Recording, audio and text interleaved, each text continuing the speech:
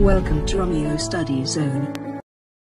Hello dear students, good morning. Welcome to Romeo Study On, and today we are now going to proceed with our next topic and next chapter of physical chemistry, that is chemical kinetics. And before now proceeding towards our next topic, you must aware the some basic mathematical tools like integration, logarithm, anti-logarithm, and differentiation. So you must aware the basic mathematical tools, because physical chemistry means mathematical tools. तो ज़्यादा time waste करते हुए हम start करते हैं chemical kinetics को। तो chemical kinetics देखिए, पहली चीज़ तो आपको केमिकल काइनेटिक्स पता होना चाहिए कि केमिकल काइनेटिक्स कहते किसे हैं। तो हमारे जो चैप्टर का नाम है वो है केमिकल काइनेटिक्स। केमिकल काइनेटिक्स, ठीक है। सो बेसिकली केमिकल काइनेटिक्स कुछ नहीं है। पहली बात तो ये फिजिकल केमिस्ट्री की एक ब्रांच है। फिजिकल केमिस्ट्री की ब्रांच है जिसमें हम रेट ऑफ रिएक्शन से डील करते हैं, और जो रेट बढ़ती है किसी भी रिएक्शन की उसके बारे में, और कौन कौन से फैक्टर रेट को अफेक्ट करते हैं, इन्हीं से हम डील करते हैं केमिकल काइनेटिक्स के अंदर। सो इट इज़ नथिंग, जैसे मैं यहाँ पर एग्जांपल लेता हूँ। मेरे पास एक, मान के चलो किसी एक ग्लास के अंदर ये मेरे पास एक पेट्रोल है, सिंपल क्या बोल रहा हूँ मैं, पेट्रोल या फिर सीएनजी है या फिर एलपीजी है। दूसरी ओर मेरे पास एक वुड ब्लॉक है, ठीक है। ये मेरे पास एक वुड ब्लॉक है।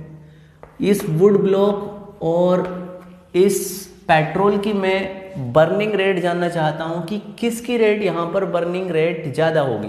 तो सिंपल सी बात है, आप क्या बोलोगे कि यहाँ पर जो बर्निंग रेट है वो पेट्रोल की ज़्यादा होगी, किससे, वुड से।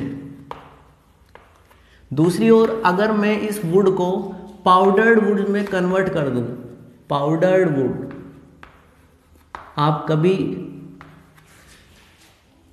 फर्नीचर की शॉप पे गए होंगे तो वहां पर पाउडर्ड वुड इस फॉर्म में होता है। अगर मैं पाउडर्ड वुड और सिंपल एक जो आपका वुड ब्लॉक होता है, इस दोनों को बर्न करूं, तो यहाँ पर जो पाउडर्ड वुड होता है वो ज़्यादा स्पीडली क्या होता है, बर्न होता है। यहाँ पर बर्निंग जो रेट होती है वो पाउडर्ड वुड की ज़्यादा होती है as compare to simple wood, ठीक है। यहाँ पे तो किसी को कोई दिक्कत नहीं है ना। तो यहाँ पे इस चीज़ से आपको ये समझे कि किसी भी सब्सटेंस का अगर सरफेस एरिया इंक्रीज हो रहा है, वो सरफेस एरिया के ऊपर भी डिपेंड करती है। जैसे यहाँ पर सरफेस एरिया इंक्रीज हुआ वुड ब्लॉक का, तो यहाँ पर पाउडर्ड वुड की जो रेट है, बर्निंग रेट, वो ज़्यादा हो जाएगी। तो सिंपल हम क्या बोलेंगे, it is a branch of physical chemistry. It is branch of physical chemistry. और आपको पता होगा कि हमारे पास इन अवर 12th class physical chemistry inorganic और ऑर्गेनिक तीनों टाइप होते हैं, और फिजिकल केमिस्ट्री में आपका ये 4th चैप्टर है एज पर NCERT. It is a branch of physical chemistry in which we deals about rate of reaction and factor affecting rate of reaction. Basically आपको पता चल गया कि रेट क्या होता है, सिंपल शब्दों में कि रेट होता क्या है। और इस फिजिकल केमिस्ट्री के अंदर अगर हम रेट ऑफ रिएक्शन की बातें, या फिर उनको फैक्टर जो अफेक्टिंग होते हैं उनके बारे में डील करते हैं, तो ये क्या कहलाती है, आपकी केमिकल काइनेटिक्स कहलाती है। सिंपल, आपसे कोई एग्जामिनर ये तो पूछने वाला है नहीं कि केमिकल काइनेटिक्स क्या होती है, बट आपको थोड़ा सा बेसिक आइडिया तो पता होना चाहिए कि केमिकल काइनेटिक्स से आप क्या समझते हैं। दूसरी ओर अगर मैं टाइप्स ऑफ रिएक्शंस की बात करूं, ठीक है, अगर मैं यहाँ पर टाइप्स ऑफ रिएक्शन की बात करूं, टाइप्स ऑफ रिएक्शंस, ठीक है, टाइप्स ऑफ रिएक्शन की बात करूं तो मेरे पास कई टाइप की रिएक्शंस होती हैं। जैसे मैं स्टार्टिंग में डील करता हूं फास्ट रिएक्शंस। फास्ट रिएक्शंस क्या होती हैं? जो फ्रैक्शंस ऑफ सेकंड में कंप्लीट हो जाती हैं। These reactions are completed, these reactions are completed in fractions of second, fractions of seconds. ठीक है, जैसे हम एग्जाम्पल कंसिडर करते हैं, एग्जाम्पल जैसे आपका burning of petrol in engine, burning of petrol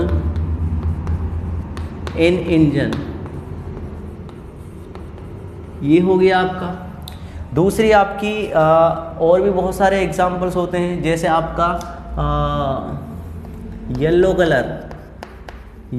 colour of newspaper. अगर एक न्यूज़पेपर होगा बहुत पुराना, अगर आप 1998 का न्यूज़पेपर देखोगे तो वहाँ पर आपको आज उस टाइम का न्यूज़पेपर अगर आप देखोगे तो वहाँ पर उसका कलर क्या होता है? जनरली येलो कलर हो जाता है। क्या हो जाता है? येलो कलर हो जाता है। एक सबसे बड़ा जो इसका कॉमन एग्जाम्पल है वो है acid base reaction, acid base neutralisation reaction, neutralisation reaction. और एसिड बेस न्यूट्रलाइजेशन क्या होती है? जहाँ पर जैसे एसिलिक एसिड है, सोडियम हाइड्रोक्साइड एक बेस है, अगर इसके साथ हम रिएक्शन कराते हैं तो हमारे पास NaCl एक सॉल्ट बनता है as along with the formation of water. तो ये क्या होती है? फास्ट रिएक्शन होती है। फास्ट रिएक्शन क्या होती हैं? जो फ्रैक्शंस ऑफ सेकंड में कंप्लीट हो जाती हैं। ठीक है, सेकेंडली हम डील करने वाले हैं अब हमारे पास जो सेकेंड टाइप की जो रिएक्शंस होती हैं वो होती हैं हमारे पास स्लो रिएक्शंस। एक हमारे पास फास्ट रिएक्शन, दूसरी कौन सी? Slow reactions. स्लो रिएक्शंस क्या होती हैं? जो काफ़ी लॉन्ग टाइम में, अब वो ईयर्स भी लग जाते हैं उसमें, मतलब हमारे पास मेजरमेंट करने के लिए, इनकी रेट को मेजर करने के लिए हमारे पास इतना सफिशिएंट टाइम होता ही नहीं है कि कंप्लीटली हमारा डिकम्पोजिशन, मतलब रिएक्टेंट से अगर आप प्रोडक्ट फॉर्म कर रहे हो तो वहाँ पर आपको बहुत सारी, आपकी लाइफ भी पूरी स्पेंड हो सकती है, लेकिन हमें रिएक्टेंट से प्रोडक्ट नहीं मिलेगा। और अगर रिएक्टेंट से प्रोडक्ट नहीं मिल रहा है तो जाहिर सी बात है वहाँ पर आपका वो किस कैटेगरी के अंदर आ रहा है? स्लो रिएक्शंस के अंदर आ रहा है। किसके अंदर आ रहा है? स्लो रिएक्शंस के अंदर आ रहा है। तो these are completed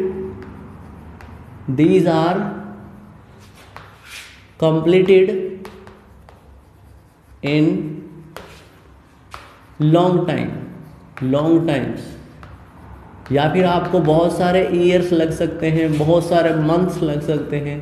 तो यहाँ पर हमारे पास इतना सफिशिएंट टाइम नहीं होता कि इनकी हम रेट के बारे में डिस्कस कर सकते हैं। जैसे फॉर एग्जांपल मेरे पास कोई एक आयरन ब्लॉक है, अगर हम रस्टिंग ऑफ आयरन की बात कर रहे हैं, रस्टिंग ऑफ आयरन की बात कर रहे हैं, हमारे पास कोई आयरन का एक ब्लॉक है, उसमें अगर हम रस्ट या फिर जंग लग जाता है उसमें तो कितना लग पाता है? मान के चलो आज हम किसी एक लोहे की कील को ऐसे एटमॉस्फेयर में रखते हैं जहाँ पर उसके लिए रस्टिंग के लिए फेवरेबल कंडीशन होते हैं, मॉइस्चराइजेशन हो या फिर आपको ऑक्सीजन की प्रेजेंस में उसे रख दें, तो वहाँ पर क्या होता है? अगर उसका 100 ग्राम वेट है तो एक साल में क्या होगा? 98 ग्राम हो जाएगा जंग लगने के कारण। लेकिन कंप्लीटली थोड़ी ना किसी दूसरे प्रोडक्ट में फॉर्म हो रहा हो कि कंप्लीट उसका जंग लग जाता है, ऐसा थोड़ी नहीं है। अगर कंप्लीट का उसका जंग लगेगा तो उसमें काफ़ी टाइम लगेगा, बहुत सारा काफ़ी टाइम लगेगा। तो ये किसका जो ये हमारा ये वाला एग्जाम्पल है येलो कलर ऑफ न्यूज़पेपर, ये इसी के अंडर आएगा। ठीक है, क्योंकि काफ़ी लॉन्ग टाइम में होता है ये। ठीक है, तो इसको मैं थोड़ा सा एसिड बेस रिएक्शन तो इसमें ही होगी, एसिड बेस रिएक्शन तो इसमें ही होगी। येलो कलर ऑफ न्यूज़पेपर, ये वाला जो एग्जाम्पल है यहाँ पर, ये आपका इसके अंदर इंक्लूड करेंगे हम। येलो कलर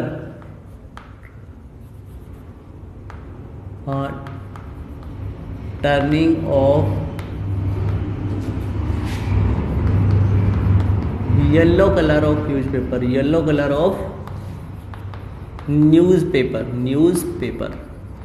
ये किसका एग्जाम्पल है? एक स्लो रिएक्शन का एग्जाम्पल है। किसका रिएक्शन है भाई? स्लो रिएक्शंस का एग्जाम्पल है ये। स्लो रिएक्शन, जहाँ पर स्लो रिएक्शन में आपका रस्टिंग ऑफ आयरन या फिर turning of yellow colour of newspaper. ये हमारे पास क्या होते हैं, दो टाइप के एग्जाम्पल हैं स्लो रिएक्शंस के, ठीक है।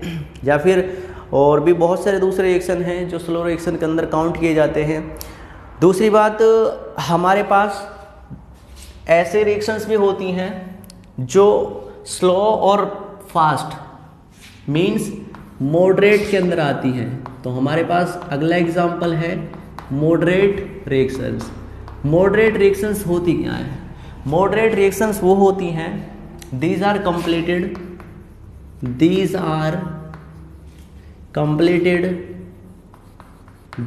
completed in seconds, minutes या फिर आवर्स। भाई इतना तो हम वेट कर सकते हैं कि हमारे पास सेकंड, मिनट और आवर्स का तो वेट करने का टाइम होता है। तो मॉडरेट रिएक्शंस के लिए ही जनरली हमारी जो रिएक्शंस होती हैं, वैसे RDS एक आगे हम सिस्टम पढ़ेंगे इसी के अंदर, रेट डिटरमाइनिंग स्टेप, जो स्लोएस्ट स्टेप होता है रिएक्शन का, लेकिन उससे इसका रिजेम्बलेंस कुछ नहीं है। जनरली हम जो रिएक्शंस के साथ डील करते हैं, अपनी जो रेट निकालते हैं, वो मॉडरेट रिएक्शंस ही होती हैं। जैसे एग्जांपल हमारा हैबर प्रोसेस। हैबर प्रोसेस में आपका नाइट्रोजन हाइड्रोजन के साथ मिलकर अमोनिया का फॉर्मेशन करता है। बैलेंसी के लिए यहाँ पर मैं 3 लगा देता हूँ, यहाँ पर 2, ठीक है। तो ये रिएक्शन होगी। दूसरी चीज़ हाइड्रोलाइसिस ऑफ एस्टर हो गया, हाइड्रोलाइसिस ऑफ स्टार्च हो गया, या फिर एस्टर का भी इसका एग्जाम्पल किसका है, बहुत सारे एग्जाम्पल हैं मॉडरेट रिएक्शंस के, ठीक है। तो ये हमारे पास मॉडरेट रिएक्शंस होती हैं। मॉडरेट रिएक्शंस क्या होती हैं? जो आपकी मिनट्स, आवर्स या फिर सेकंड्स में किसी रिएक्टेंट से प्रोडक्ट में कन्वर्ट हो जाती हैं, उसे क्या बोलते हैं हम? मॉडरेट रिएक्शंस, ठीक है। तो ये हमारे पास 3 टाइप की रिएक्शंस होती हैं। पहला अपना फास्ट रिएक्शन, दूसरा आपका स्लो रिएक्शन, तीसरा आपका मॉडरेट रिएक्शन, ठीक है। अब ये हमारी रेट ऑफ केमिकल रिएक्शन होती क्या है, ठीक है। इस चीज़ को थोड़ा समझने का प्रयास करते हैं, क्योंकि ये सबसे इंपॉर्टेंट पॉइंट है और इसी के ऊपर पूरा चैप्टर टिका हुआ है। हमारा जो रेट ऑफ रिएक्शन होता क्या है, रेट ऑफ रिएक्शन होता क्या है, ठीक है। आइए समझते हैं थोड़ा सा। देखो, आपको ये पता होगा हमारे पास एक रिएक्टेंट होता है और वो किस में कन्वर्ट होता है? प्रोडक्ट में कन्वर्ट होता है। ये सभी को पता है भाई। रिएक्टेंट किसी प्रोडक्ट में कन्वर्ट होता है अगर किसी टाइम 0 पे। टाइम 0 का मतलब ये है कि अभी रिएक्शन वहाँ पे स्टार्ट नहीं हुई है। मान लेता हूँ कुछ यहाँ पर जो कंपोजिशन थी वो थी किसी रिएक्टेंट की, ठीक है। अगर टाइम 0 है तो जाहिर सी बात है वहाँ पर प्रोडक्ट फॉर्म नहीं हुआ होगा, क्योंकि रिएक्शन स्टार्ट ही नहीं हुई है। अगर रिएक्शन स्टार्ट नहीं हुई है तो वहाँ पर आपका जो फॉर्मेशन होगा प्रोडक्ट का वो 0 होगा। किसी टाइम टी पर आपका MA से कुछ X चला गया होगा। X कहाँ पे चला गया होगा? वो प्रोडक्ट बन चुका होगा, यही मतलब है। तीसरी चीज, अगर टाइम आपका इनफाइनाइट है। इनफाइनाइट टाइम का मतलब ये है कि वहाँ पर आपकी रिएक्शन कंप्लीट हो चुकी है। क्या हो चुकी है? रिएक्शन आपकी कंप्लीट हो चुकी है। अगर रिएक्शन आपकी कंप्लीट हो चुकी है तो यहाँ पर आपका रिएक्टेंट 0 हो चुका होगा और जो आपका इनिशियल अमाउंट था रिएक्टेंट का वो किस में कन्वर्ट हो चुका है? प्रोडक्ट के अंदर कन्वर्ट हो चुका है। तो सिंपल सी चीज़ है, आपने यहाँ पर क्या देखा, जैसे जैसे यहाँ पर टाइम प्रोसीड होता है, टाइम चेंज होता है, वैसे वैसे यहाँ पर रिएक्टेंट का जो अमाउंट है, रिएक्टेंट का जो कॉन्सेंट्रेशन है वो क्या होती है? डिक्रीज होती है। तो क्या होती है यहाँ पर? कॉन्सेंट्रेशन डिक्रीज होती है, जबकि प्रोडक्ट की कॉन्सेंट्रेशन इंक्रीज होती है। इतनी चीज समझ में आई ना? तो मैं क्या बोल रहा हूँ यहाँ पर कि ऑन पासिंग टाइम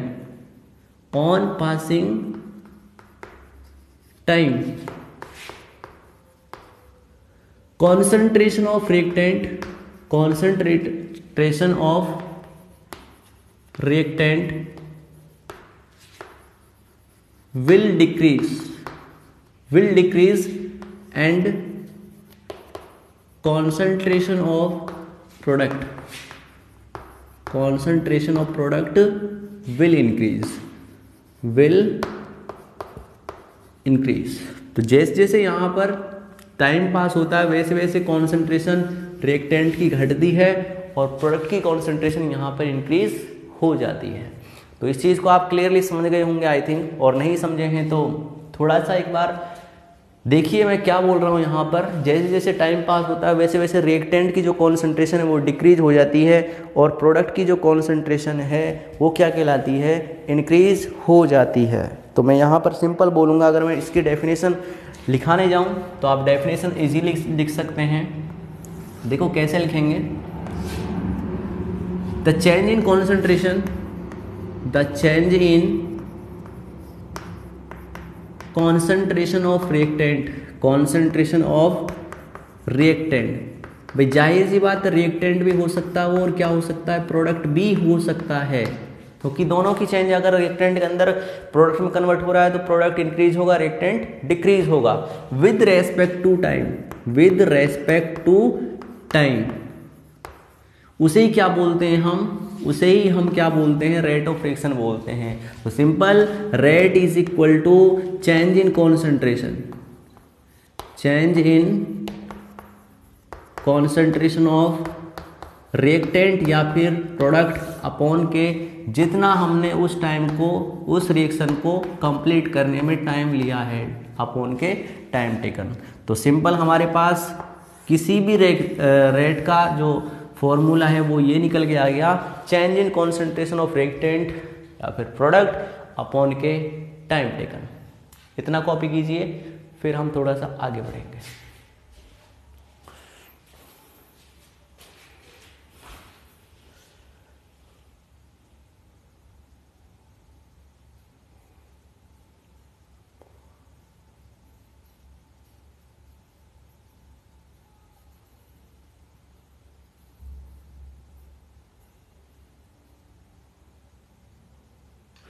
देखो आपने कॉपी कर लिया होगा।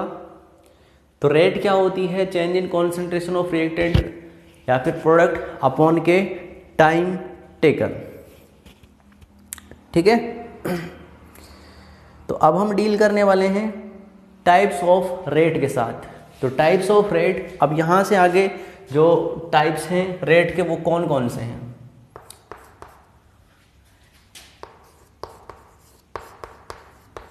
टाइप्स ऑफ रेट, बेसिकली हमारे पास दो टाइप के रेट होते हैं। पहला होता है हमारा एवरेज रेट, दूसरा होता है हमारा इंस्टेंटेनियस रेट। तो मैं रेट को अगर डिफाइन करने जाऊं तो रेट को मैं दो तरीके से, एक होता है हमारा आर एवरेज, जिसको हम एवरेज रेट बोलते हैं, एवरेज रेट, एवरेज रेट। दूसरा होता है आपके पास आर इंस्टेंटेनियस, किसी एक इंस्टेंटेनियस पर, मतलब इसको बोलेंगे हम इंस्टेंटेनियस रेट। ठीक है, इंस्टेंटेनियस रेट वही है, अगर आपने फिजिक्स में काइनेमेटिक्स के साथ डील किया है तो वहाँ पर हमारे पास 7-8 पैरामीटर्स होते हैं, जहाँ पर वेलोसिटी, स्पीड वगैरह बहुत सारे, एक्सीलरेशन, वहाँ पर हमारे पास एवरेज स्पीड, एवरेज वेलोसिटी, ये सब चीज़ें देखने को मिलती हैं। सिंपल उन्हीं चीज़ों को रिलेट करते हैं। तो यहाँ पर आपका जो चेंज हो रहा है वो कॉन्सेंट्रेशन का हो रहा है, ना कि किसी फंक्शन का। तो एक फंक्शन, हमारे जो फंक्शन होता है फिजिक्स के अंदर, वो हमारा क्या होता है, वेलोसिटी होता है या फिर स्पीड होता है। लेकिन यहाँ पर जो चेंज हो रहा है वो कॉन्सेंट्रेशन है, वो किसकी है, रिएक्टेंट की या फिर प्रोडक्ट की। तो सिंपल मैं क्या बोलूँगा यहाँ पर, ये आपका ओवरऑल चेंज होता है, मतलब कॉन्सेंट्रेशन का, किसके रेस्पेक्ट में, डेल्टा टी। ठीक है, यहां पर क्या होगा, ये डी सी अपॉन के डी टी। ठीक है, क्योंकि डी क्या होता है, स्मॉल चेंज, किसी एक इंस्टेंट पर आपको टाइम दे दिया, किसी एक टाइम पे पूछ लिया कि भाई यहाँ पर कॉन्सेंट्रेशन का कितना चेंज होगा किसी एक इंस्टेंट पर। तो ये होता है आपका रेट, एवरेज रेट, और दूसरा कौन सा, इंस्टेंटेनियस रेट। ठीक है, तो अब हम डील करते हैं कि भाई एवरेज रेट क्या होता है, जो आपका किसी एक टाइम ऑफ इंटरवल के लिए होता है। भाई आप यहाँ पे बाइक ड्राइव कर रहे हो, मान के चलो, तो वहाँ अगर मैं स्पीड की बात करूँ, अगर आपसे कोई पूछता है कि भाई यहाँ से, जहाँ मेरी लोकेशन है और यहाँ से गुरुग्राम तक 70 किलोमीटर की स्पीड, 70 किलोमीटर की डिस्टेंस है, आप इसको ट्रेवल करते हो 2 घंटे के अंदर। ठीक है। कोई भी आपके पास व्हीकल है 2 घंटे में इसे कवर अप करते हो, तो ज़रूरी थोड़ी नहीं है कि आपने जो स्पीडोमीटर होता है बाइक के अंदर, जो आपकी गाड़ी है या फिर कार है, व्हीकल है, उसकी जो कांस्टेंट स्पीड ही रहेगी जहाँ पे आपका अराइवल है या फिर जहाँ से आपने स्टार्टिंग की थी और जहाँ पर आपका डेस्टिनेशन है, दोनों जगह पर आपकी सेम स्पीड रहेगी कंप्लीट रास्ते में। ऐसा हो नहीं है, कहीं पे ब्रेकर आएंगे, ब्रेकर पे आपकी स्पीड कम होगी, ज़्यादा होगी, बट हम वहाँ पर क्या करते हैं, कंप्लीट एक टाइम लेते हैं, किस टाइम पर, और उसकी डिस्टेंस देखते हैं कि कितनी डिस्टेंस है, तो उन्हीं को बेसिकली हम क्या मान के चलते हैं, उसी के अकॉर्डिंग हम एवरेज स्पीड निकालते हैं, ठीक है। तो इसी प्रकार से यहाँ पर भी क्या होता है, एवरेज रेट होता है, और जो एवरेज रेट होता है बेसिकली ये हमारा क्या होता है कि ये होता है कि चेंज इन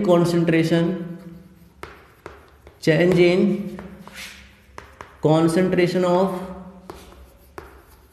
रिएक्टेंट या फिर product in A time interval,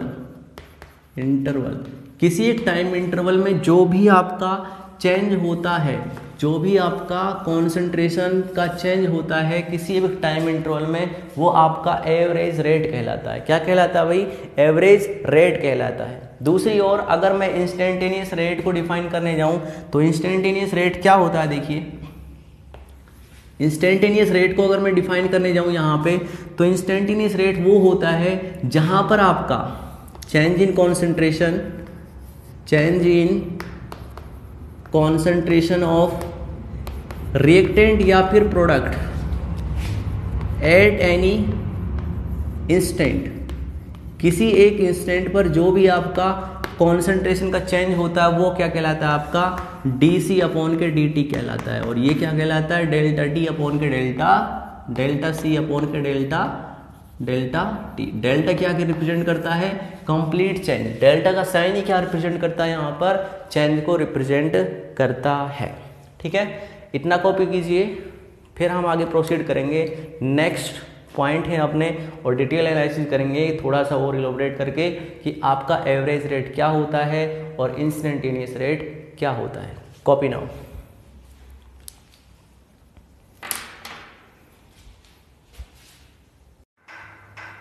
देखो अब हम थोड़ा सा इलोबरेट करके थोड़ा सा एक बार एवरेज रेट और इंस्टेंटेनियस रेट को देख लेते हैं। वैसे आपको पता तो चल गया कि एवरेज रेट क्या होती है और इंस्टेंटेनियस रेट होती है, बट सिंस आपके लिए ये भूलने वाली चीज़ ना हो इसीलिए हम थोड़ा सा डिस्कस करते हैं एवरेज रेट को। एवरेज रेट, तो बेसिकली आपको पता चल गया कि एवरेज रेट होता क्या है।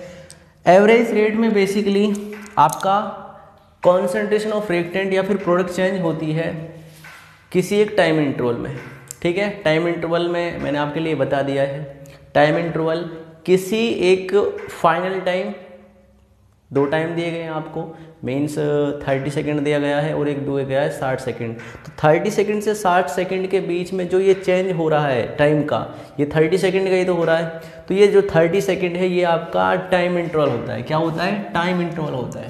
तो एवरेज रेट बेसिकली अगर मैं इसे एक ग्राफ की हेल्प से प्लॉट करने जाऊँ तो आप सीन्स बता सकते हो। ये हमारे पास टाइम है जो एक वेरिएबल का फॉर्म है, दूसरी ओर हमारे पास एक कॉन्सेंट्रेशन है जो भी एक वेरिएबल है। अगर किसी एक सब्सटेंस जो रिएक्टेंट है उसकी कॉन्सेंट्रेशन डिक्रीज होती है टाइम के साथ साथ, वहीं पे प्रोडक्ट की कॉन्सेंट्रेशन इंक्रीज होती है। ये आपका ये प्लॉट कर रहा है, ठीक है। ये आपका रिएक्टेंट है जो डिक्रीज हो रहा है टाइम के साथ, और ये आपका प्रोडक्ट है जो इंक्रीज हो रही है जिसकी कॉन्सेंट्रेशन टाइम के साथ साथ, ठीक है। हमारे पास ये आ चुके हैं, इनको आप सेपरेट करके भी डील कर सकते हैं। वो कैसे कर सकते हैं, अगर मैं मान के चलो इसको रिएक्टेंट के लिए डील करने जाता हूँ तो रिएक्टेंट के लिए बेसिकली आप सिंपल समझ सकते हैं। Again I am drawing the graph. ये आपके पास ग्राफ है, इधर की साइड आपके पास टाइम है और इधर की साइड आपके पास क्या है, कॉन्सेंट्रेशन, ठीक है। वही ग्राफ है हमारे पास। थोड़ा सा ध्यान से देखना, ये रिएक्टेंट का ग्राफ है।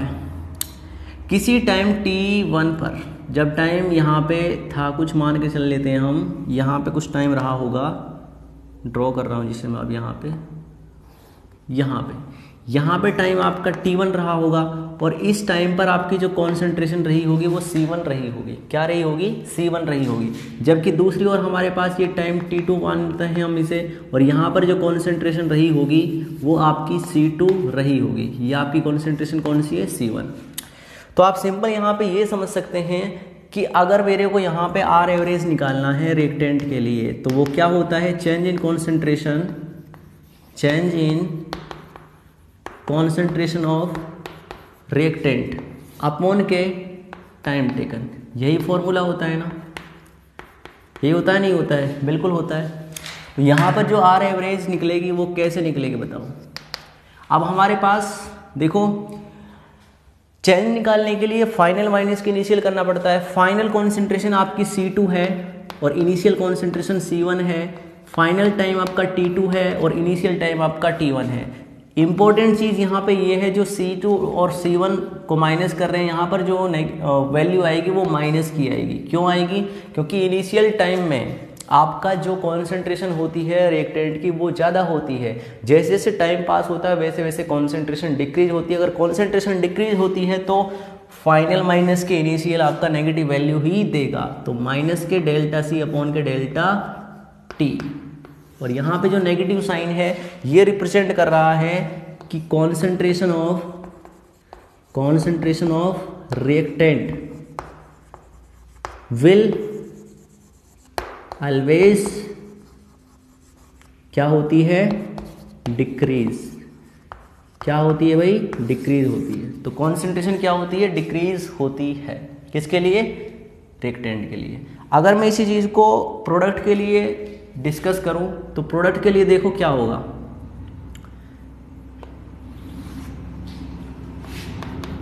फॉर प्रोडक्ट के लिए बेसिकली आपको देखना पड़ेगा। प्रोडक्ट के लिए अगर मैं कॉन्सेंट्रेशन टाइम ग्राफ प्लॉट करने जाऊं तो आप बता सकते हैं कि कैसा ग्राफ यहाँ पे बनेगा। देखो, जैसे जैसे टाइम पास होगा तो कॉन्सेंट्रेशन इंक्रीज होगी, तो इस टाइम का आपके पास इस टाइप का ग्राफ बनेगा। किसी टाइम T1 पर आपकी कॉन्सेंट्रेशन ये रही होगी जिसको हम C1 बोल रहे हैं। किसी टाइम T2 पर आपकी जो कॉन्सेंट्रेशन है यो रही होगी जो आपकी C2 है। अगर मेरे को आर एवरेज निकालना है इनका, अगर मेरे को आर एवरेज निकालना है तो वो कैसे निकालूंगा? Change in concentration of product upon के टाइम टेकन, ऐसे निकालेंगे ना भाई। तो यहाँ पे जो आर एवरेज है वो आपका कैसे निकलेगा? C2 माइनस के C1 अपॉन के क्या बनेगा? C2 माइनस के C1 अपॉन के T2 माइनस के T1। सिंपल, यहाँ पे जो C2 माइनस के C1 की जो वैल्यू आएगी वो क्या होगी? आपकी बार पॉजिटिव होगी, मतलब पॉजिटिव डेल्टा C अपॉन के डेल्टा T। वो क्यों? क्योंकि कॉन्सेंट्रेशन आपकी इंक्रीज होती है। C2 आपका ज़्यादा रहा होगा क्योंकि आप सिंपल विजिबल कर रहे हो यहाँ पे, व्यू कर रहे हो यहाँ पे, और C1 आपका कम रहा होगा, तो ज़्यादा माइनस के कम मतलब पॉजिटिव वैल्यू देगा। ठीक है, ये आर एवरेज हो गया। ठीक है, जो यह पॉजिटिव साइन ये क्या रिप्रेजेंट कर रहा है यहाँ पे? Concentration will always increase. ठीक है, तो इन दोनों चीज़ों से मैंने ये कंक्लूजन निकाला है कि अगर मेरे पास आर एवरेज का फॉर्मूला निकल के आया है वो ये आया है, R average plus minus delta C upon के डेल्टा T, और प्लस माइनस, प्लस रिप्रेजेंट कर रहा प्रोडक्ट के लिए और माइनस रिप्रेजेंट कर रहा है रिएक्टेंट के लिए, रिएक्टेंट की कॉन्सेंट्रेशन के लिए। इतनी चीज़ समझ में आ चुकी है ना? आ चुकी है।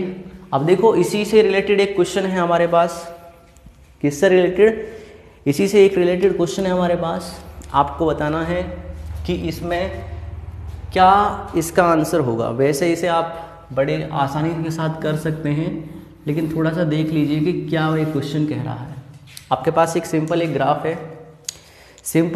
है, और इस ग्राफ में आपसे बोला गया है कि ये हमारे पास एक ग्राफ है और ये ग्राफ है आपका रिएक्टेंट का। जाहिर सी बात है रिएक्टेंट का ग्राफ है तो कॉन्सेंट्रेशन डिक्रीज होगी। यहाँ पर आपके पास सेकंड के अंदर टाइम दिया गया है। जब आपका 5 सेकंड था, यहाँ पे 0 सेकंड है और यहाँ पे आपका 10 सेकंड है। इनकी जो कुछ कॉन्सेंट्रेशन दे रखी है वो कॉन्सेंट्रेशन दे रखी है आपके पास यहाँ पे 0.6, यहाँ पे दे रखी है आपकी कुछ, यहाँ पे बनेगी आपकी 0.4 दे रखी है और 0.2 दे रखी है, 0.2 दे रखी है। ठीक है, एक बार मैं चेकआउट कर लेता हूँ कि यही है या फिर दूसरा है, क्योंकि ग्राफ एक बार मिस्टेक हो गया तो फिर दिक्कत आ जाएगी। देखते हैं एक बार कि यही है या फिर दूसरा है।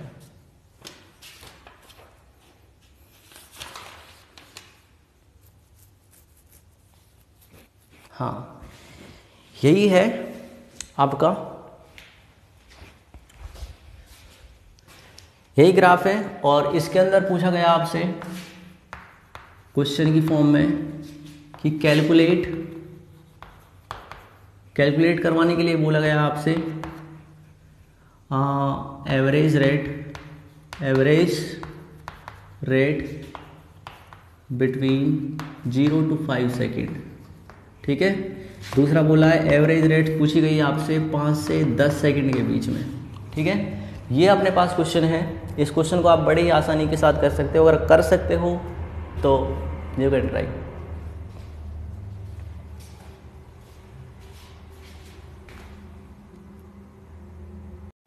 तो शायद आपने ट्राई कर लिया होगा। अगर आपने ट्राई किया है तो यहाँ पर जो रेट आई है वो आई है आपके पास 0.2/5 मोल पर लीटर पर सेकेंड। ठीक है, ये इसका आंसर आया है। ठीक है, अगर नहीं आया है तो देखिए बड़ा सिंपल है। आपसे पूछा गया है यहाँ पर एवरेज रेट 0 to 5 सेकेंड। अब एवरेज रेट और ये ग्राफ किसके लिए है? ये ग्राफ किसके लिए है? ये ग्राफ है आपका किसके लिए? रिएक्टेंट की कॉन्सेंट्रेशन के लिए। और रिएक्टेंट की कॉन्सेंट्रेशन के लिए मैंने सुना है और जाना है कि माइनस के डेल्टा सी अपॉन के डेल्टा टी होता है, फिर नहीं होता है? होता है ना। सीन्स यहाँ पर माइनस के डेल्टा सी क्या होता है? C2 माइनस के C1 होता है अपॉन के T2 माइनस के T1 होता है। होता है नहीं होता है? तो यहाँ पर सिंपल माइनस साइन मैंने लगाया C2। अब देखो 0 to 5 सेकेंड की बात कर रहे हैं। जीरो पे आपकी कॉन्सेंट्रेशन C1 मतलब 0.6 C1 रहा होगा, 0.4 C2 रहा होगा। तो यहाँ पर C2 कितना बन जाएगा? 0.4 माइनस के 0.6। ठीक है, तो यहाँ पर ये कितना आएगा? माइनस साइन माइनस 0.2 अपॉन के T2 माइनस के T1 मतलब 5 माइनस के 0, क्योंकि फाइनल टाइम आपका 5 सेकेंड है और इनिशियल आपका 0 है। तो यहाँ पर ये 0.2 अपॉन के 5 मोल पर लीटर पर सेकेंड, मोल पर लीटर पर सेकेंड आएगा। ठीक है, ये तो आया आपका पहले का। इसी टाइप से आप सेकेंड वाले का भी निकाल सकते हैं। वो देखो कैसे निकाल सकते हैं। आर एवरेज इस बार पूछा आपसे, वही रेट आएगी बिल्कुल सेम, माइनस के डेल्टा सी अपॉन के डेल्टा टी माइनस, अब की बार जो टाइम पूछा गया है, टाइम के बीच में आपको एवरेज रेट बतानी है, वो है 5 से 10 सेकेंड। तो 5 से 10 सेकेंड कौन सा है? ये वाला। ठीक है, अब 5 सेकेंड पर जो कॉन्सेंट्रेशन है वो 0.2 है, और सॉरी 5 सेकेंड पर जो कॉन्सेंट्रेशन है वो आपकी 0.4 है और 10 सेकेंड पर आपकी कॉन्सेंट्रेशन 0.2 है। तो 0.2 और 0.4, तो यहाँ पर इनिशियल कौन सी है? 0.4 और फाइनल कौन सी है? 0.2। तो 0.2 माइनस के 0.4 अपॉन के 10 माइनस के 5। आगे ये वैल्यू आपकी कितनी आएगी? 0.2 अपॉन के 5 मोल पर लीटर पर सेकेंड। ठीक है, ये हमारे पास क्या आ चुकी है? इसकी क्या आ चुकी है? एवरेज रेट आ चुकी है। 0 to 5 सेकेंड और 5 to 0 सेकेंड। बिल्कुल समझ में आया आपको? अब देखो इसके लिए आप जो ये यूनिट है, अभी आप सोच रहे होंगे कि ये यूनिट कहाँ से निकल के आई है, तो यूनिट निकालने के लिए मैंने कोई मंत्र तो यहाँ पर जपा नहीं है, मैंने सिंपल यहाँ पर क्या किया है आपको पता होगा। देखो डेल्टा सी अपॉन के डेल्टा टी, सी क्या है यहाँ पर, सी यहाँ पे है मोलरिटी, मोलरिटी बोले तो कॉन्सेंट्रेशन, और कॉन्सेंट्रेशन में हम सॉल्यूशन में भली भांति पढ़ के आए हैं कि सॉल्यूशन के अंदर आपका क्या होता है, कॉन्सेंट्रेशन, बताओ क्या होता है, कॉन्सेंट्रेशन होता है मोल्स ऑफ सॉल्यूट अपॉन के volume of solution in litre, यही होता है ना।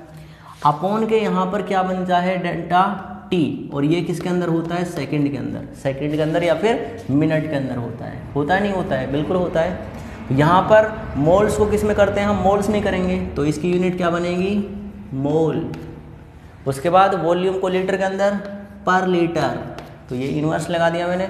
उसके बाद सेकंड भी इनवर्स, तो हमारे पास यूनिट क्या बन चुकी है, मोल पर लीटर पर सेकंड। तो ये इसी टाइप से ये क्या है आपकी एक यूनिट है जो किसको यहाँ पर रिप्रेजेंट कर रही है, ये रिप्रेजेंट कर रही है किसकी यूनिट को, रेट की यूनिट को। तो रेट आपको डिफाइन करनी है तो मोल पर लीटर पर सेकंड, या फिर आपको मोल पर लीटर पर मिनट, ये टाइम के ऊपर डिपेंड करेगा कि टाइम आपको किसके अंदर उसने दे रखा है।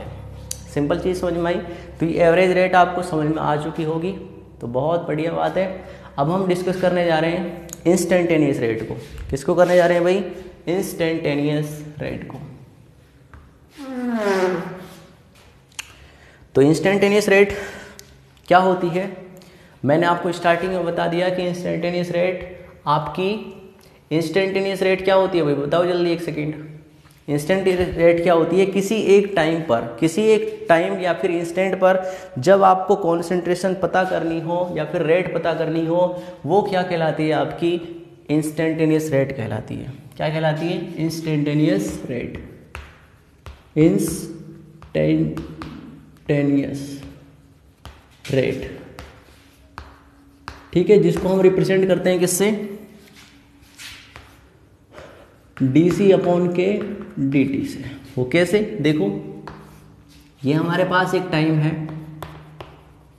ठीक है, और ये हमारे पास एक कॉन्सेंट्रेशन है, ठीक है, ये हमारे पास टाइम है और ये कॉन्सेंट्रेशन है।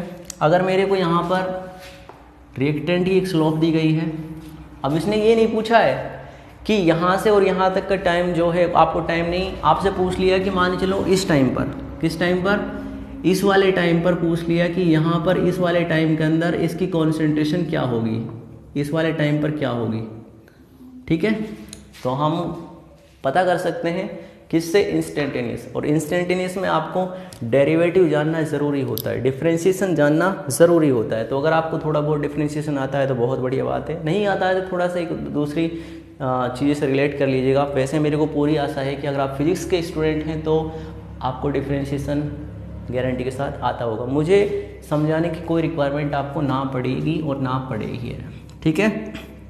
तो यहाँ पर क्या करता हूँ मैं, वैसे हमें निकालने नहीं, बट हमें यहाँ पर एक थीटा बनेगा यहाँ पे, और थीटा की हम स्लोप यहाँ पे देख सकते हैं, ठीक है।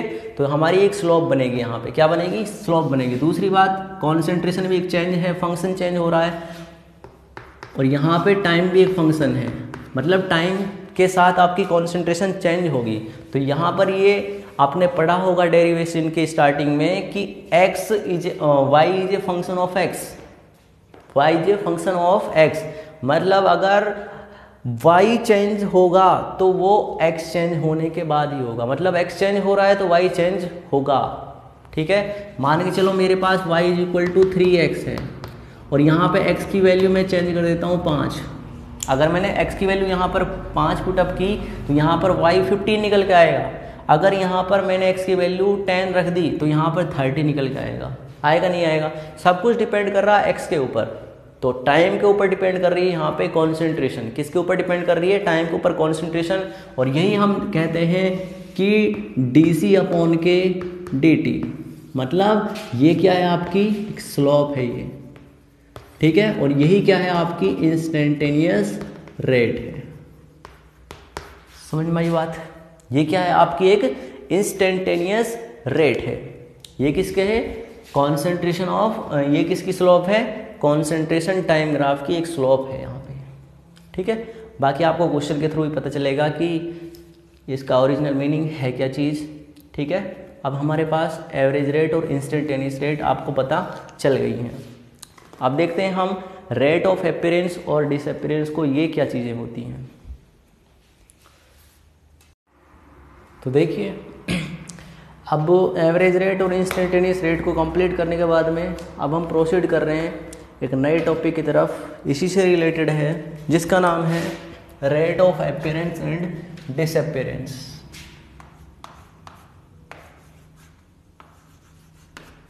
रेट ऑफ डिसअपीयरेंस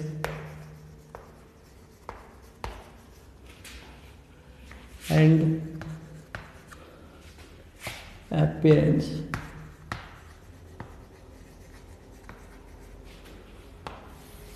ये हमारे पास एक टॉपिक है जिसको हम कॉमनली ROD और ROA बोलते हैं, ठीक है।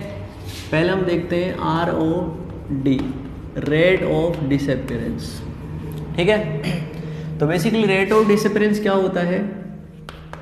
It is defined only for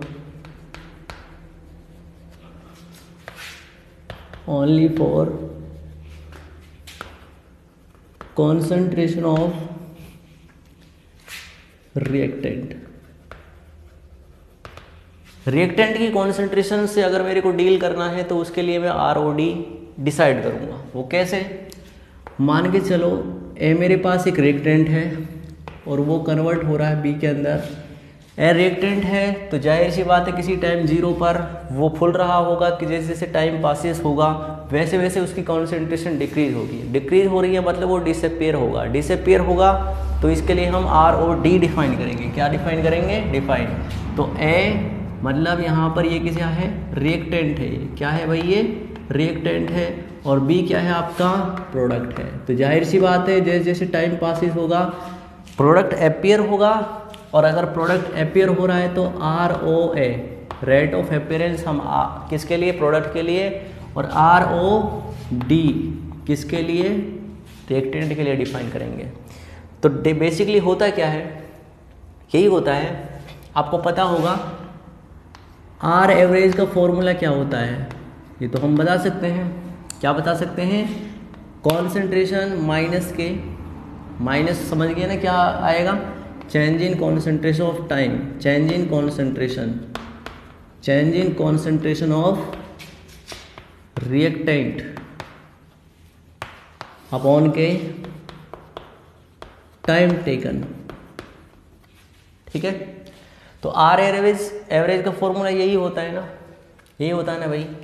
तो मैं यहाँ पर क्या डिसाइड कर सकता हूँ? मैं ये डिफाइन कर सकता हूँ, अगर मेरे को ROD निकालना है, क्या निकालना है? ROD ऑफ ए का मेरे को ROD निकालना है, तो मैं क्या बोलूँगा? Change in concentration of reactant, मतलब माइनस के D of A divide by DT। अगर वो किसी एक इंस्टेंट पर पूछता है, या फिर ऐसे भी लिख सकते हैं हम, माइनस के delta concentration of A divide by DT, sorry delta T, ऐसे भी लिख सकते हैं। दोनों ही किसके हैं? ROD ऑफ ए। इस टाइप से लिखा जाएगा, ठीक है। देख रहे हैं ना किस टाइप से? बिल्कुल। अगर मेरे को सिंपल एक और दूसरा एग्जांपल लेता हूं मैं, या फिर मैं R एवरेज निकालता हूं किसके लिए? प्रोडक्ट के लिए। तो प्लस का साइन आएगा। प्लस का साइन क्यों आ रहा है वो तो आपको पता होगा, C2 माइनस के C1। तो बोले तो change in concentration of product divide by time taken, divide by time taken. तो यहाँ पे जो R एवरेज बनेगा वो क्या बनेगा बताओ? प्लस के हाँ, अगर मेरे को यहाँ पे कॉन्सेंट्रेशन निकालनी है तो वो क्या बनेगा? ROD बनेगा। किसके रेस्पेक्ट में? टाइम टेकन के में।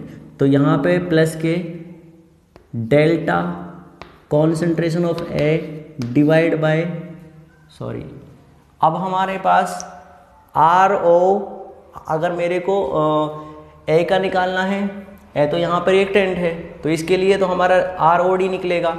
अगर मेरे को ROA निकालना है, अगर मेरे को ROA निकालना है तो वो किसके लिए निकलेगा भाई, वो प्रोडक्ट के लिए निकलेगा, ना कि रिएक्टेंट के लिए। ठीक है, तो यही मिस्टेक आप कर सकते हो। तो आपको ROA, और वो किसके लिए होगा, B के लिए होगा, ROB के लिए होगा, तो प्लस के डेल्टा C अपॉन के डेल्टा T, यही बनेगा ना। तो C क्या है, किसकी कॉन्सेंट्रेशन है यहाँ पे, हाँ किसकी कॉन्सेंट्रेशन है, B की। या फिर कैसे लिख सकते हैं, अगर हम इंस्टेंटेनियस रेट से डील कर रहे हैं, प्लस के D concentration of B divide by DT, दोनों ही क्या हैं आपके ROA, रेट ऑफ अपीयरेंस है। तो रेट ऑफ अपीयरेंस क्या होती है ये भी आपको पता चल गया है। तो यहाँ पर मैं दूसरा पॉइंट डाल के लिख देता हूँ, ROA की फुल फॉर्म जानते हैं आप, रेट ऑफ अपीयरेंस। तो यहाँ पे क्या, it is only defined for, it is defined for products, only for products, क्योंकि आपको पता है जैसे जैसे टाइम पासेस होगा वैसे वैसे आपकी कॉन्सेंट्रेशन ऑफ प्रोडक्ट क्या होगी, इंक्रीज होगी। ठीक है, और वो अपीयर होगा। तो ये होती है आपके पास ROD और ROA। क्या होती है, ROD और ROA, पता चल गया आपको।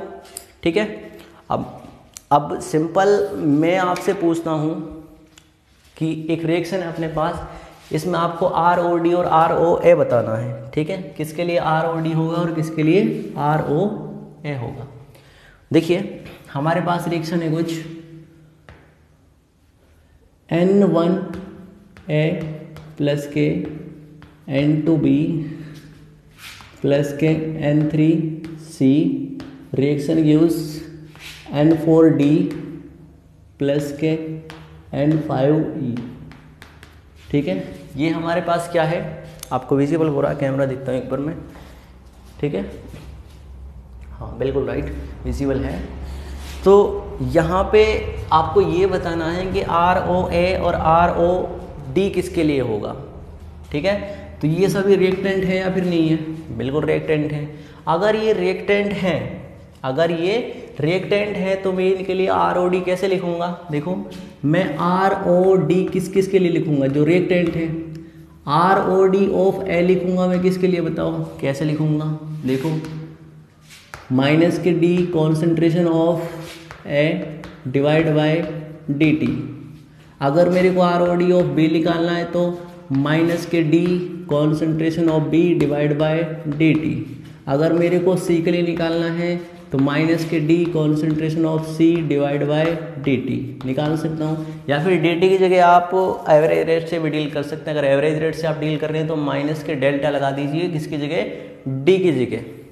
ठीक है, मेरे को ROA किसके लिए, प्रोडक्ट के लिए। और प्रोडक्ट कौन कौन है यहाँ पे बताओ, कौन है, एक तो D है, यहाँ पर साइन चेंज हो जाएगा क्योंकि अपीयरेंस के लिए साइन चेंज होता है, तो माइनस प्लस के D concentration of D divide by DT।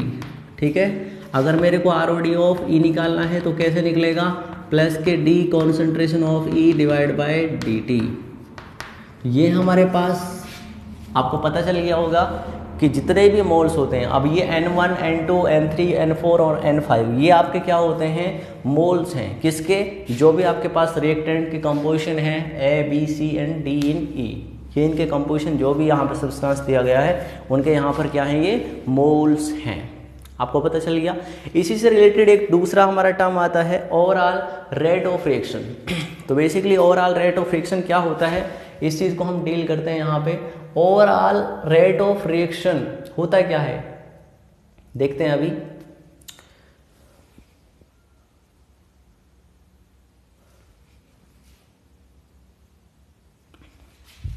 देखो हमारा एक टॉपिक है ओवरऑल रेट ऑफ रिएक्शन।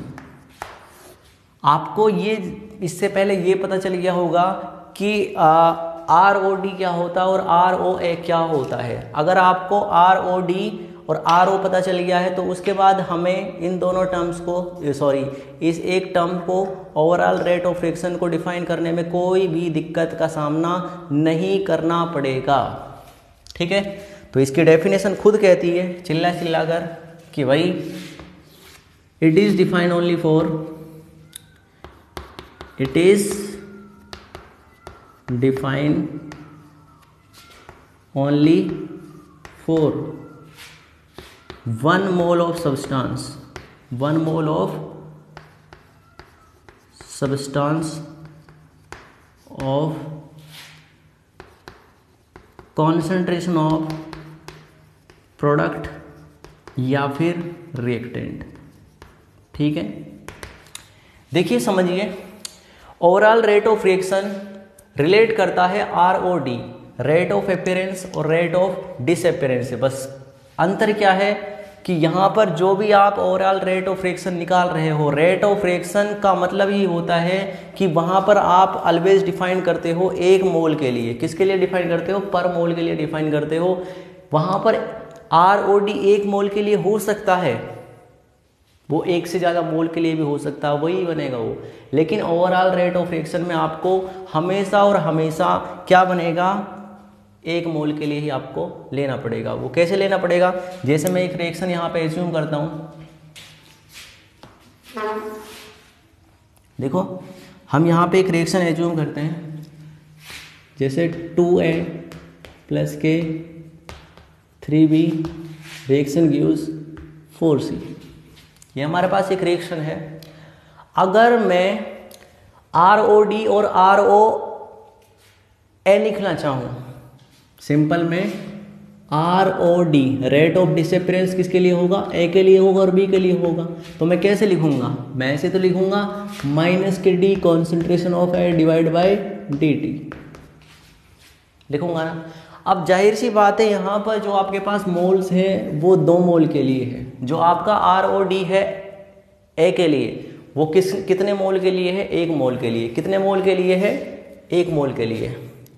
तो मैं यहाँ पे ऐसा ही बोल सकता हूँ, फॉर 2 मोल ऑफ A के लिए यहाँ पर ये बन रहा था, क्या बन रहा था? 2 मोल के लिए जो आपकी क्या बनेगा? -KD concentration of A divide by DT। लेकिन अगर मेरे को 1 मोल के लिए निकालना है, अगर मेरे को 1 मोल के लिए निकालना है A के लिए, तो वो क्या बनेगा बताओ? 2 को नीचे खींच दो। अगर मैंने जैसे यहाँ पे -KD concentration of A divide by DT 2 को नीचे खींच दिया तो 1/2 हो गया। यहाँ पे क्या हो गया? -1/2 D concentration of A divide by DT। जो ये 1 मोल के लिए निकल के आया है, यही आपका क्या है? Rate of reaction of A।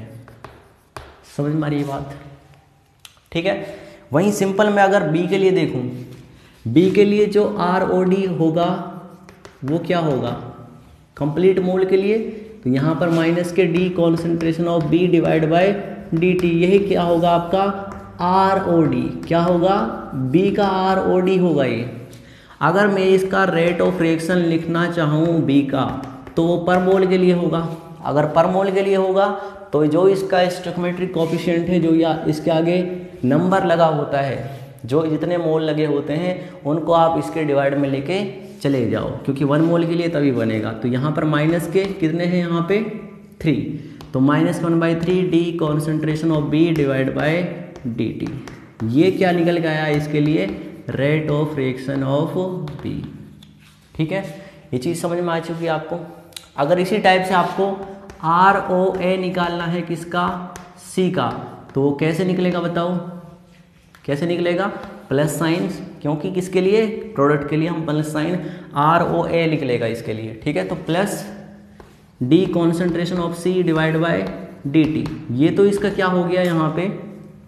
ये तो इसका यहाँ पे ROA है। लेकिन अगर मैं इसको रेट ऑफ रिएक्शन में कंसीडर करूँ C को, तो क्या बनेगा? C का स्टोइकियोमेट्रिक कोएफिशिएंट मोल कितना है? 4, तो प्लस के 1/4 D concentration of C divide by DT। ये इसका क्या हो चुका है यहाँ पर? ROR, rate of reaction. तो यही होता है रेट ऑफ रिएक्शन किसके लिए? इसके लिए। तो यहाँ पर मैं एक चीज़ यहाँ पे समझा, ओवरऑल रेट ऑफ रिएक्शन एक दूसरे के इक्वल होते हैं। क्या होते हैं? इक्वल होते हैं। इक्वल कैसे होते हैं? आइए देखते हैं। अगर मेरे को यहाँ पे ओवरऑल रेट ऑफ रिएक्शन इस रिएक्शन के लिए लिखना है तो कैसे लिखूंगा? ओवरऑल रेट ऑफ रिएक्शन, ठीक है, इक्वल होते हैं तो जाहिर सी बात है रेट ऑफ रिएक्शन एक का, अब इसका कितना है? ए का कितना बताओ रेट ऑफ रिएक्शन? ए का रेट ऑफ रिएक्शन है यहाँ पे -1/2 d concentration of A divide by d t. इसको इक्वल करो -1/3 d concentration of B divide by d t is equal to, अब हमारे पास क्या है? सी है। सी के लिए आर क्या था बताओ? रेट ऑफ रिएक्शन क्या था? रेट ऑफ रिएक्शन था प्लस के 1/4 d concentration of C divide by d t. तो ये हमारे पास जो कंप्लीटली आया है ये है हमारे पास ओवरऑल रेट ऑफ रिएक्शन, ठीक है। इसी को हम बोलते हैं डिफरेंशियल रेट एक्सप्रेशन। क्या बोलते हैं? डिफरेंशियल रेट एक्सप्रेशन, ठीक है। इसी को क्या बोलते हैं हम? डिफरेंशियल रेट एक्सप्रेशन बोल सकते हैं। तो समझ में आई बात आपको? बिल्कुल आ गई होगी। अगर आई है तो वेरी गुड, नहीं आई तो दोबारा इस लेक्चर को दोबारा रिवाइज कीजिए, तब आपको ज़रूर आ गई होगी। अब इससे रिलेटेड एक क्वेश्चन करते हैं हम, फिर आपको कंप्लीटली यहाँ पे समझ आ चुकी होंगी सब चीज़ें। Copy now.